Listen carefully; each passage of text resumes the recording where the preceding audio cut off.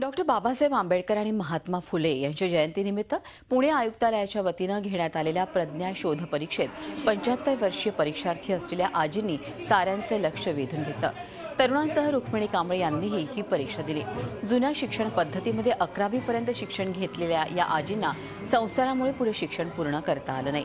मात्र पुणे आयुक्तालयाच्या वतीनं घेण्यात आलेल्या परीक्षेत सहभाग घेऊन हम भी किसी से कम नहीं हेच त्यांनी दाखवून दिलं। या वयात लिहिताना हात कापत असले तरी आजींनी 1 तासाचा पेपर लिहिला आणि चक्क 10 मिनिटं आधी तो पूर्ण केला। पुणे पोलिसांनी आजीबाईंचं विशेष बक्षीस देऊन कौतुकही केलं।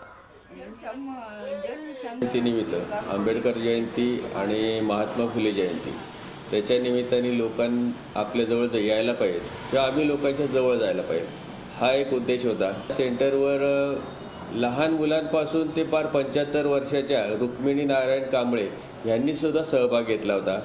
स्वतःहून येऊन त्यांनी परीक्षा तिथं अतिशय व्यवस्थित प्रश्नपत्रिका लिहिली त्यांनी। झी 24 तास रहा एक पाऊल पुढे।